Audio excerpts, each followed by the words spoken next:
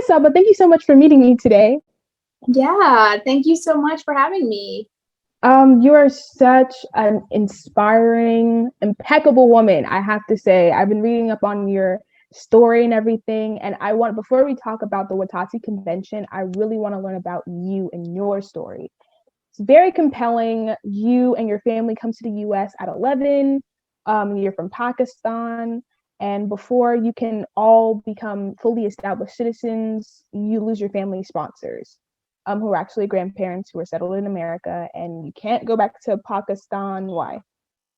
Yeah, exactly. That's a really good summary. Yeah, I moved to the US to Texas when I was 11, and my grandparents were our sponsors. And unfortunately, during our moving process, they passed away. So for a couple of years, we just kept extending our visas and to the point where we couldn't extend anymore. And we had to move during the time that that my grandfather passed away because he was very, very sick, and it was like an attempt to try to finally reunite with my grandparents, and before they passed, and our green card had been in the process, so that was the good news that we knew that we would have some solution. But I guess we didn't really predict, of course, my grandfather's death. And so that really complicated things. And we tried to, but since we'd already moved here and continued to extend our visas and then became undocumented, we couldn't go back to Pakistan to finish out the green card process. And so we consulted lots and lots of attorneys and couldn't really find a solution. And unfortunately, as we all know, the American immigration system and immigration laws are very outdated and broken. And so we need a major reform and overhaul. But of course, we don't have that right now. And if there was something that kind of allowed for people like myself, my family, and there are so many others in the same situation, if they're in the process of getting adjusted, but they are in this country instead of the original country, there should be a way to deal with that. It just seems like a logistical thing.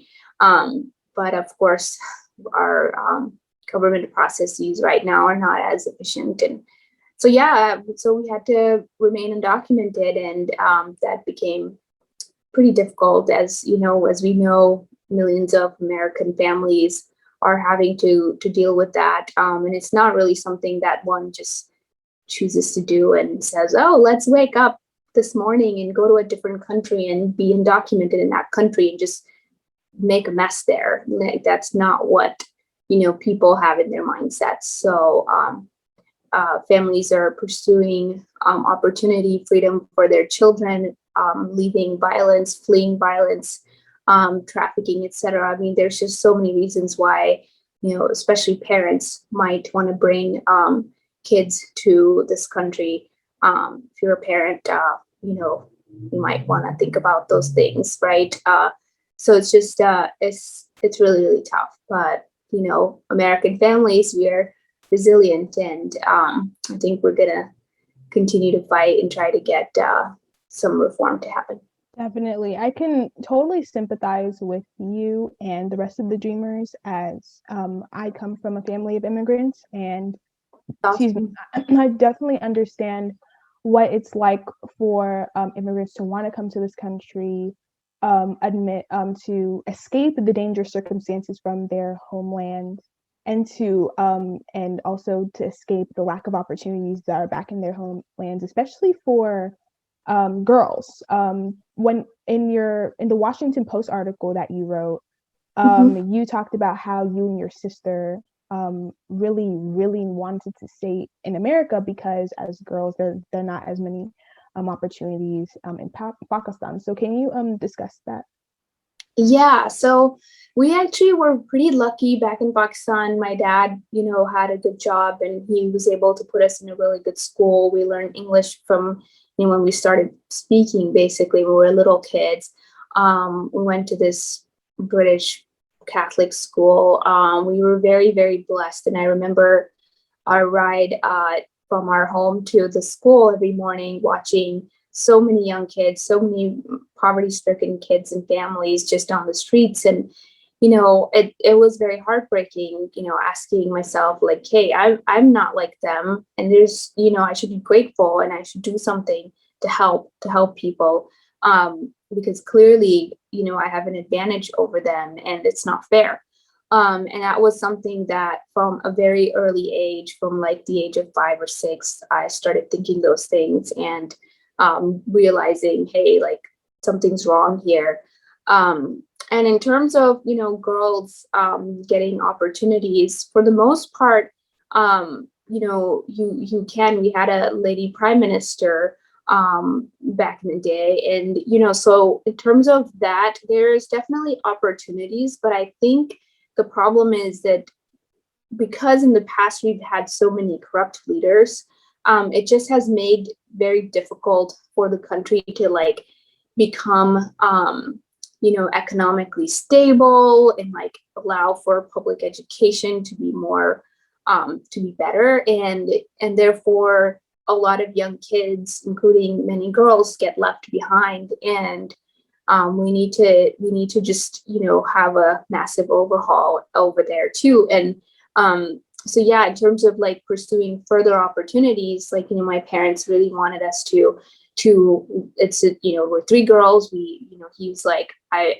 yes, they'll potentially have a future here too, but my grandparents and lots of my aunts and a lot of family was already here for many, many, many years and a couple of decades. And he was like, okay, America's a land of opportunity. It's a land of freedom. There was a lot of things going on in Pakistan around that time, around the time that we moved, including terrorist attacks and other invasions and things. And so my dad was like, we don't know what the future looks like, and anything can happen. And things did happen to the exact neighborhood where we grew up, in terms of attacks and different activities. So he had kind of the right mindset to get up and leave. And we had it in the plans for many, many years. We knew we were going to move. It was just a matter of when.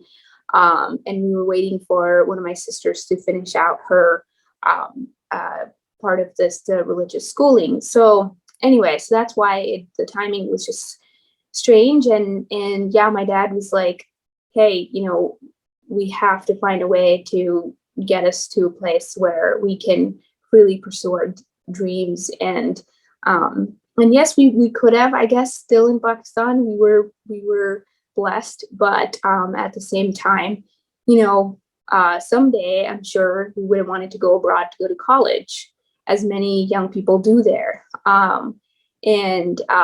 So yeah, I think my dad was just thinking like far ahead in the future and in trying to ensure that we would have a sound future. Right. So again, in your Washington Post article, you talk about your experience as a dreamer. Because again, your green card, the green card wasn't fully processed yet once you touched down in America. And there's been so much debate about whether or not to keep dreamers in America, unfortunately, especially in Texas, where you did move to at first, where a federal judge ruled against DACA. So are you tired of the uncertainty has always been around, like always been in the air with the dreamers? Yeah. And how do you feel about that? Yeah, no, absolutely. I think there has been just way too much uncertainty, and the lives of American dreamers are just being played around with, right? And I think that's like the huge issue, is that millions of young people, their futures are completely upended, and it's very real when you don't know whether you can finish college, or whether you can pay off your home, or whether you can keep your job, or whether you can support your parents and families. And it's very, very real. It affects every aspect of your life. It might affect, obviously, your family life, your financial life, your personal life, your everything, your social life. So it's just it's an inexplicably difficult thing to completely describe. And obviously, this same judge continues to continue his horrible acts of continuing to block DACA, and I think, I think those people who want to see us young people suffer, of course, they will find some legal way to end DACA, which the former president certainly did. But it's kind of like, can we just take, like, it's so cliched to say, like, can we just take politics out of this? But obviously that's not what people want to hear. But I think the important thing here is to continue to like badger, that, hey, we're real people, we have real stories, and we've just been dealing with this for too long.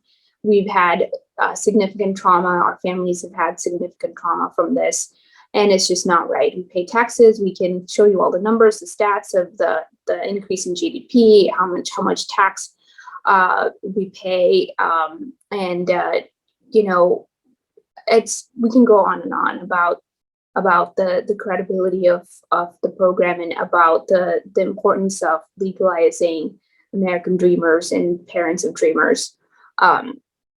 And it comes down to, unfortunately, the politics, and that's why I think we really just have to continue to fight and to continue to pursue reform. And as we saw, just recently, we just learned that because of this new court ruling, we won't be able to have any new DACA applications submitted anymore, as we were starting earlier in the year. And the renewals also for many DACA recipients are being delayed immensely, and it's really, really affecting a lot of people. I personally, during my DACA times, went through a couple of times where my renewal was delayed, and one of those times I was just like completely left without any resources, and it was really bad. So it's not easy, and I just feel really, really, really horrible for many of our friends and fellow young Americans who are dealing with this, because really all of these lives are hanging in the balance, and we can't continue to deal with that any longer. Yeah, it's horrifying as well, seeing that so many young people, so many DACA recipients, they add so much to the country. Immigrants in general add so much to America because it's a melting pot, and a lot of the food, the culture, the music, every aspect of a society that you could think of, immigrants add like everything to it. Yeah. And America wouldn't be anything without them. And just the idea of them treating immigrants like this and isolating them and not making them feel at home is just so horrifying, and it's actually disgusting. It's actually terrible. It's horrible. Yeah, I agree. Yeah. Yeah, and I'm just so happy that you've done so much impressive work when it comes to ensuring the rights for dreamers. So can you tell the people how you've been using your voice on this issue? Yeah, for sure. And I want to preface this with, like, I'm just one of, the many, thousands and tens of thousands of activists out there who are, really at the forefront of this fight, and have been at the forefront and advocating and marching, and I think we've been trying to do that for many years now. Unfortunately, not to much avail, but we will continue to fight. And so I'm just one very, very small person that comes after, just amazing, fearless leaders who have kind of paved the way. And that's why we had DACA in the first place, is many of the original Dreamer fighters went forth and, tried to obviously fight for legislative reform, but we ended up having this executive order, which was placed by President Obama in 2012, which still did a lot to help young people, but it also left out, millions of other dreamers who couldn't go through all of the criteria, who couldn't qualify from all of the criteria that DACA put forth. And so we knew that the fight wasn't, over. And so I again, I'm just a very small person who came forward and started to share my story at my university at Texas Tech, encouraged by my mentors and advisors there to share, and gave a TEDx talk 7 or so years ago. And that's when I publicly, really at a really large public platform, came forward and talked about my story, and fully aware of the fact that I'm just one story out of millions of these stories. And after that, a lot of young people in the movement, young leaders in the movement, reached out and affirmed and wanted to include me in the activist space. And I give credit to them for that, and forcing me to, encouraging me to attend different things that were going on in this space, led by different organizations, Forward.us, Define American, Dream.us, all of these, AAJC, Asian Americans Advance in Justice. There's so many organizations out there in this space, NACASAC. So I, slowly started to get involved after that. And yeah, I just, I still stay involved as much as I can. And the goal is to just continue to encourage each other, encourage younger dreamers, and help as much as possible in making sure that we are able to, achieve legislative reform. Otherwise, we're going to continue to deal with this back and forth in the courts, and all of the back and forth we already felt in the last 4 years.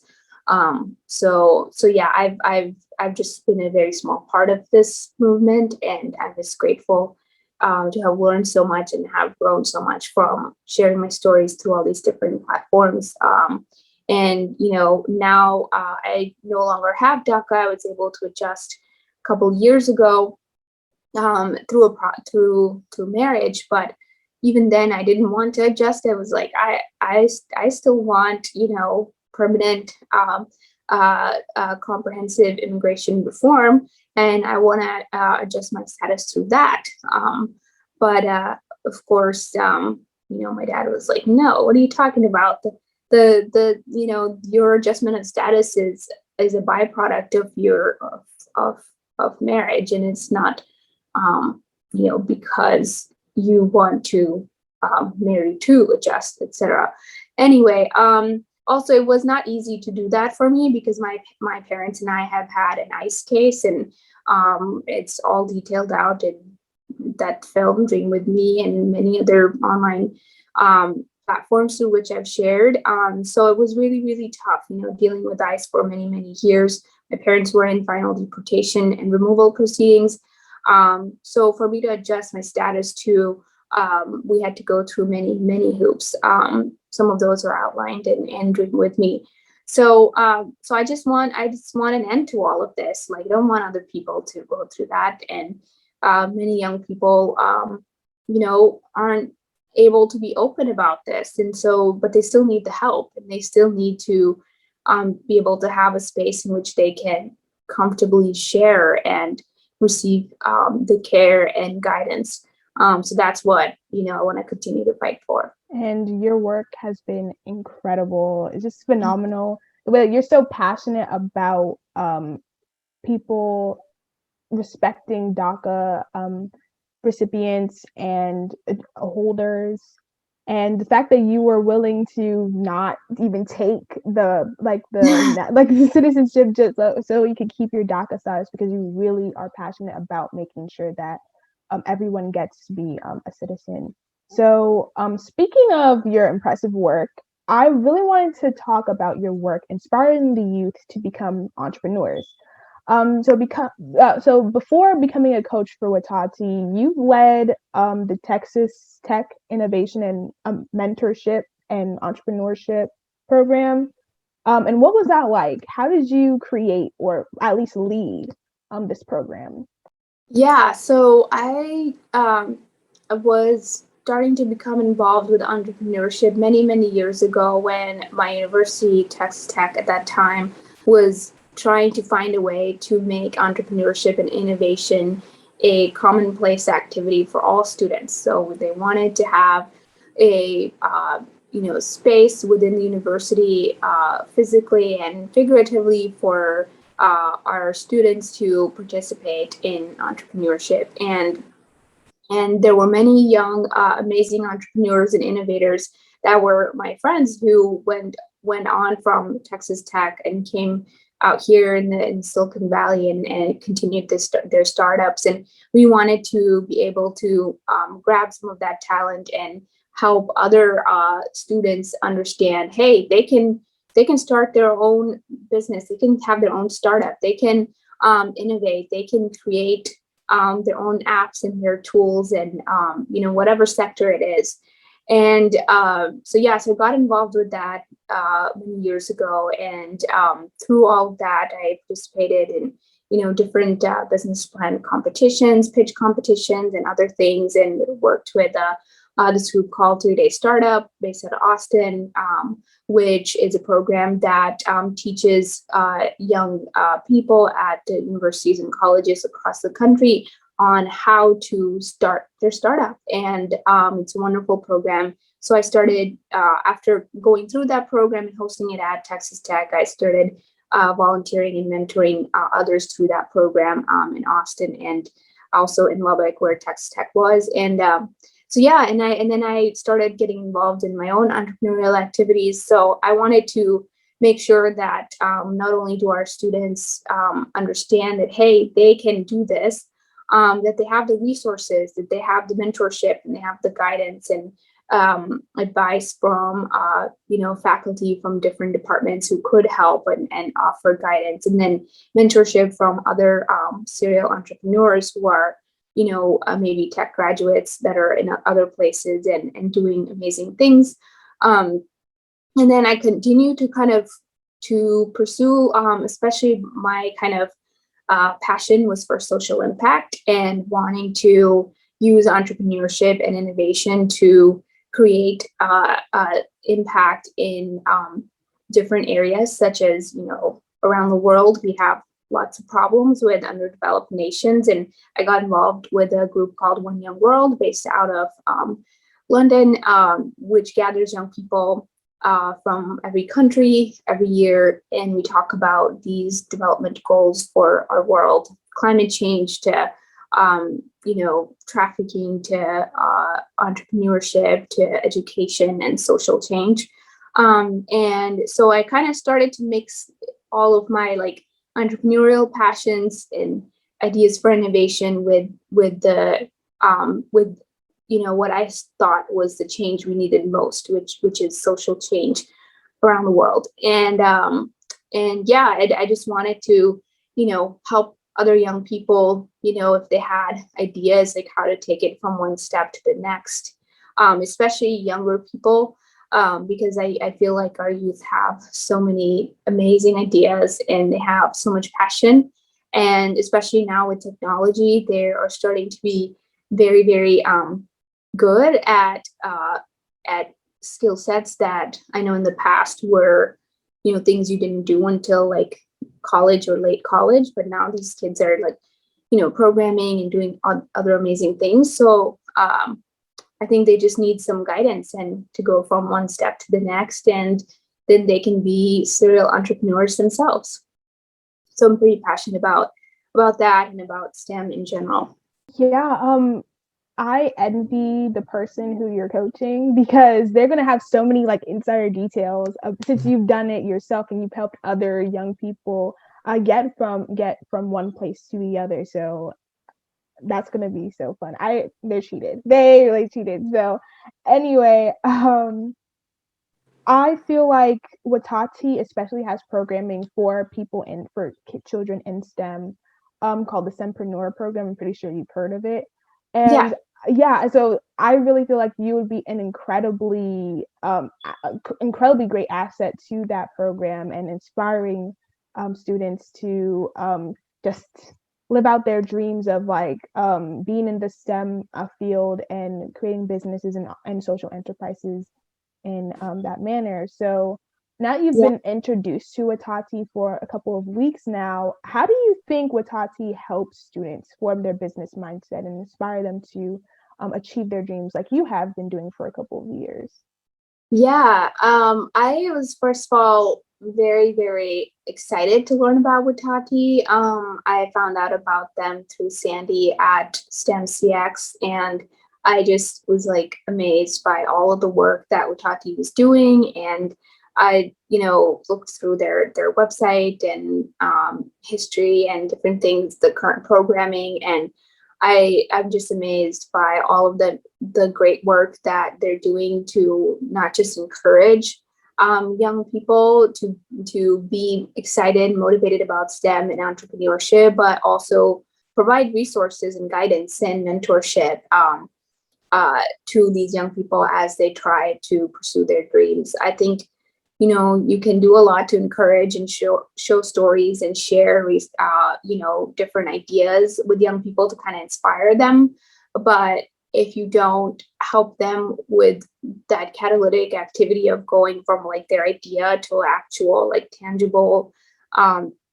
startup or whatever that might be, then I don't know what's the use. And I feel like WETATi is doing a really great job of not just like inspiring these young people, but connecting them with the resources that they need to succeed. So connecting them with coaches, with mentors, with organizations that can help.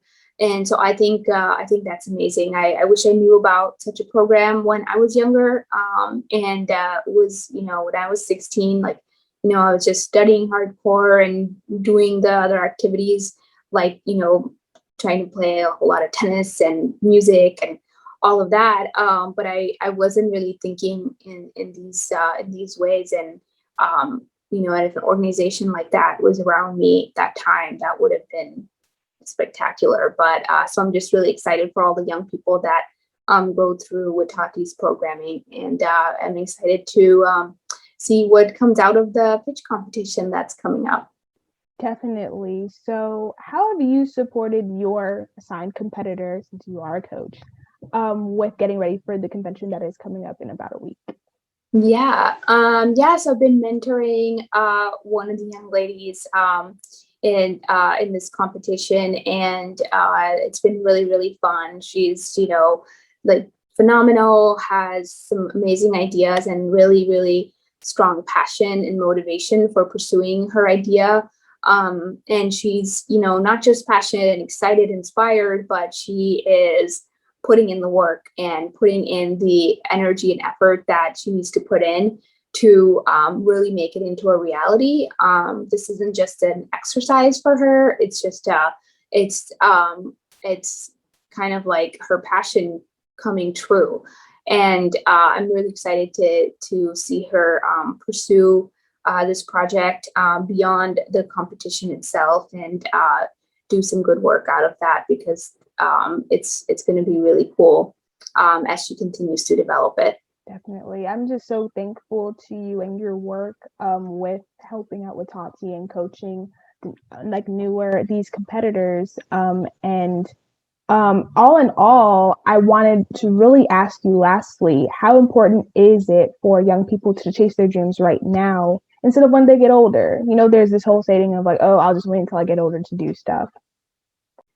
Yeah, I think WETATi is making this possible for these young people, right? I think that they want to be inspired and have these ideas, but they really need that catalytic mentorship and guidance to take it from one step to the next. And I think WETATi is like doing an amazing job of encouraging them that, hey, the time is now. Like, you are young, you have so much energy, so much positive motivation, and you're willing to put in the effort, and you have some help now. So let's do this now, because after middle school and high school, then there'll be college, and you might become really enthralled in like whatever your major is or whatever it is that you want to pursue. But if you're starting to have an idea of what it is that you want to do the rest of your life from now, then why not? And I think WETATi is doing a great job of empowering these young people to do just that. And I think that's phenomenal. I'm really excited for these young people. From you just talking about WETATi's purpose and everything, it really gets me excited for this convention. Like, I'm so excited. It's going to be Yes. 7 from 1 to 5 p.m. And I just want to thank you so much again for sitting down with me and talking about your life and your experience in entrepreneurship and just how WETATi has impacted you and how you've impacted WETATi in these last short weeks. So thank you so much. Yeah, absolutely. I mean, it's been an amazing time, and I'm really looking forward to the convention and also just the continued relationship with WETATi. I've been personally inspired and motivated, and it's just a breath of fresh air to be working with these young people.